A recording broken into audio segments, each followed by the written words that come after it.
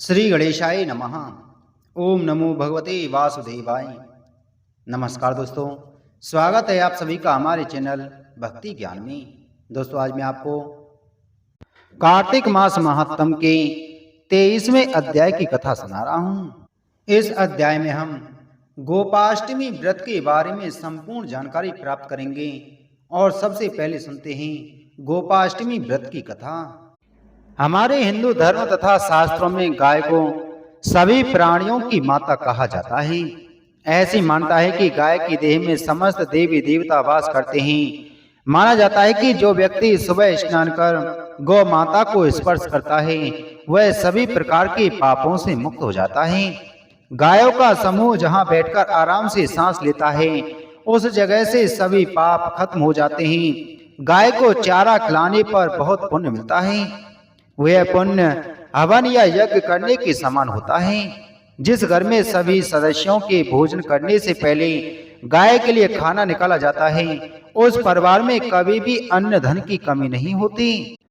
प्राचीन काल में एक बार बाल गोपाल भगवान कृष्ण जब 6 साल के थे तो माँ यशोदा से कहने लगे कि माँ, अब मैं बड़ा हो गया हूँ और अब मैं बछड़े चराने नहीं जाऊंगा, मैं गौ माता के साथ जाऊंगा। इस पर यशोदा माता ने बात नंद बाबा पर टालते हुए कहा कि अच्छा ठीक है, लेकिन एक बार बाबा से पूछ तो लो। इस पर भगवान श्री कृष्ण जाकर नंद बाबा से कहने लगे कि अब मैं बछड़े नहीं बल्कि गाय चराने जाया करूंगा। नंद बाबा ने उन्हें समझाने की कोशिश की, लेकिन बाल गोपाल के हट के आगे उनकी एक ना चली। फिर नंद बाबा ने कृष्ण से कहा कि ठीक है, तो पहले जाकर पंडित जी को बुला लाओ ताकि उनसे गौचारण के लिए शुभ मुहूर्त का पता लगाया जा सके। ये सुनकर बाल गोपाल दौड़ते हुए पंडित जी के पास पहुंचे और एक सांस में उनसे कह डाला कि पंडित जी, आपको नंद बाबा ने गौचारण का मुहूर्त देखने के लिए बुलाया है। आप आज ही शुभ मुहूर्त बताना तो मैं आपको खूब ढेर सारा मक्खन दूंगा। पंडित जी नंद बाबा के पास पहुंचे और पंचांग देखकर उसी दिन को गौचारण के लिए शुभ मुहूर्त बता दिया और साथ ही यह भी कह दिया कि आज के बाद से 1 साल तक गौचारण के लिए कोई भी शुभ मुहूर्त नहीं है। नंद बाबा ने पंडित जी की बात पर विचार करते हुए बाल गोपाल को गौचारण की आज्ञा दे दी। भगवान उसी दिन से गाय चराने जाने लगे। जिस दिन से बाल गोपाल ने गौचारण आरंभ किया था उस दिन कार्तिक मास के शुक्ल पक्ष की अष्टमी तिथि थी। भगवान द्वारा उस दिन गाय चराना आरंभ करने की वजह से इसे गोपाष्टमी कहा जाता है। बोलो बाल गोपाल भगवान की जय। अब आइए श्रवण करते हैं कार्तिक मास महात्म के 24वें दिन की कथा। ऋषियों ने कहा, हे सूत जी, कार्तिक मास के शुक्ल पक्ष की अष्टमी तिथि को विद्वानों ने गोपाष्टमी कहा है। इस तिथि के कर्तव्यों के विषय में बताइए।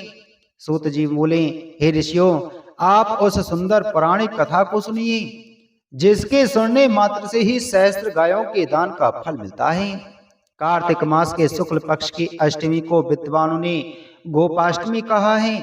इसी दिन श्री वासुदेव भगवान गायों के पालक बने थे। इस तिथि को समस्त कामनाओं की पूर्ति हेतु गायों की पूजा, गौग्रास को गौ प्रदक्षिणा तथा गायों के पीछे चलना आदि कृत्य करने चाहिए। जिस प्रकार श्री कृष्ण और राधा जी प्रिय हैं उसी प्रकार उन्हें उनका कुंड भी बहुत प्रिय है। कार्तिक मास की अष्टमी को राधा कुंड में स्नान करके श्री कृष्ण की पूजा करनी चाहिए। उस दिन पूजन में ब्रह्म हत्या, सुरापान, गौ हत्या तथा व्रत भंग आदि के सभी पाप नष्ट हो जाते हैं। गौधूलि के समय दान करने से बड़ा पुण्य होता है तथा सब पापों से मुक्ति मिल जाती है। गाय के पीछे पीछे जितने पग चला जाए उतने ही कुल गौ लोक में स्थिर बने रहते हैं। गायों के पालक श्री कृष्ण द्वारा गौ दर्शन के जिस उत्सव का वर्णन किया गया है, हे मुनियों, उसे मैं तुमसे कहता हूँ। श्री कृष्ण जी बोले, जो लोग मेरे भक्त हैं वे यदि परम भक्ति पूर्वक गंध, पुष्प, अक्षत तथा फलों द्वारा गौ पूजन करें तो वे निसंदेह साक्षात मेरी ही पूजा करते हैं। जो लोग गायों के मुंह में आटे का गोला, मोदक तथा पकवान देते हैं उन्हें अनंत पुण्य प्राप्त होता है। जिस समय सूर्य अस्त न हुए हों तथा गायों के खुरों की धूल से आकाश भरा हुआ हो, उस संध्या काल में अष्टमी तिथि को गांव के बाहर ही जाकर गायों की पूजा करनी चाहिए। चमेली आदि पुष्पों की मालाओं से उन्हें सजाना चाहिए।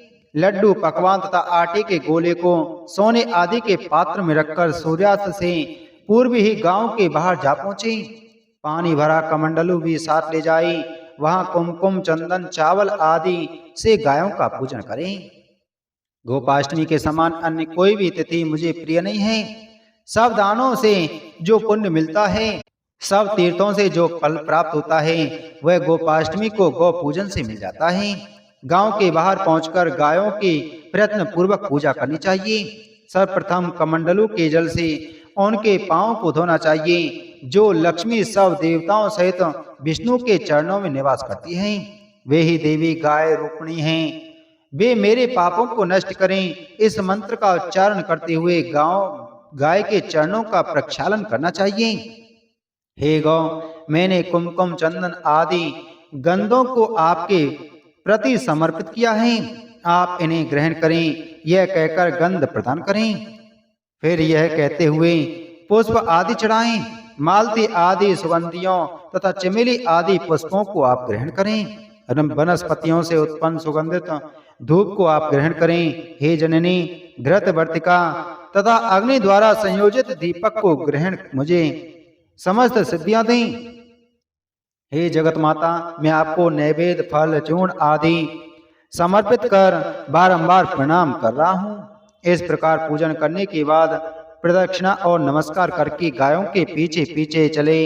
स्त्री तथा शूद्र भी गौ पूजक से पूजन से परम लाभ प्राप्त करते हैं। फिर ब्राह्मणों, पुण्यशील भक्तों तथा राजर्षियों के विषय में तो कहना ही क्या जाए। 33 कोटि देवी देवताओं के पूजन से जो फल प्राप्त होता है, वह गोपाष्टमी के दिन एक गाय का पूजन करने से सहज ही में मिल जाता है। अश्वमेध यज्ञों से और सहस्त्रों ब्राह्मणों को भोजन कराने का फल भी गोपाष्टमी के दिन गायों को केवल एक ग्रास खिलाने से ही मिल जाता है।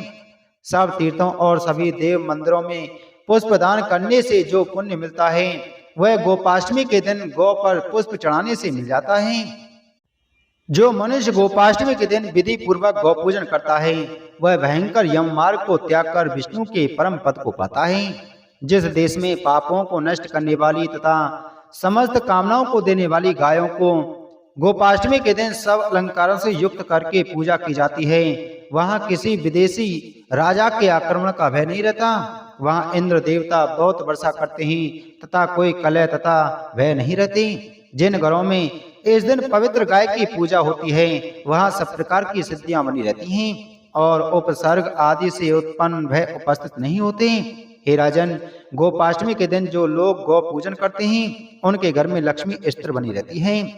हे ब्राह्मणों, गोपाष्टमी के दिन गौ पूजन करने वाले के कार्य सिद्ध होते हैं तथा मृत्यु के समय भगवान वासुदेव का स्मरण भी होता है। जिस दिन संध्या के समय श्रवण नक्षत्र हो, गौ पूजन हेतु उसी अष्टमी को ग्रहण करना चाहिए, क्योंकि वह भुक्ति मुक्तिदायक होती है। जयंती पर्व में गौ पूजन करने से सभी पाप नष्ट हो जाते हैं। ब्रह्म हत्या, स्वर्ण की चोरी, सुरापान तथा गुरु पत्नी गमन आदि सभी पाप क्षय हो जाते हैं। गोपाष्टमी को गौ पूजन करने से सनातन लोक की प्राप्ति होती है। फिर कलयुग के पापों के विषय में तो कहा ही क्या जाए। गोपाष्टमी के दिन गौ पूजन करने से मैं प्राप्त होता हूँ, इससे बढ़कर कोई यज्ञ अथवा तप नहीं है। इससे बढ़कर कोई दान, तीर्थ तथा पद भी नहीं है। जो मनुष्य इस कथा को सुनते हैं, वे पापों से उसी प्रकार लिप्त नहीं होते जिस प्रकार की कमल का पत्ता पानी से लिप्त नहीं होता। मैंने जिस धर्म को कहा है, उसे श्रद्धा पूर्वक करने वाला मनुष्य निसंदेह अग्निष्टोम यज्ञ के फल को प्राप्त करता है। सूत जी बोले, कृष्ण गोपाष्टमी के दिन विषय में तुमने जो कुछ पूछा था, वह सब मैंने बता दिया। अब तुम क्या पूछना चाहते हो? सभी पापों से छुटकारा पाने के लिए जिस दिन का मैंने वर्णन किया है, वह सब पापों को नष्ट करने वाला है। हे रघुनंदन, जो स्त्री पुरुष इसे प्रतिवर्ष करते हैं, उन्हें यथोक्त फल प्राप्त होता है। यह व्रत पुत्र, संतान, आरोग्य तथा धन धान्य की वृद्धि करने वाला है। यह पृथ्वी पर सभी ऐश्वर्यों एवं दीर्घायु को देने वाला है। हे मुनीश्वरों, जिस राष्ट्र में यह व्रत किया जाता है वहां किसी अन्य राष्ट्र द्वारा आक्रमण करने आदि का व्यय नहीं रहता। गोपाष्टमी का सुंदर व्रत पापों को नष्ट करता है। इस दिन नंद नंदन देव के पुत्र श्री कृष्ण के साथ जो लोग गौ पूजन करते हैं वे पुत्रवान होकर विष्णु लोक को जाते हैं। इति श्री पद्म पुराणे कार्तिक मास महात्म के अंतर्गत गोपाष्टमी व्रत कथा निरूपण नामक 23वां अध्याय संपूर्ण हुआ। बोलो कार्तिक मास महात्म की जय। बोलो श्री कृष्ण चंद्र भगवान की जय।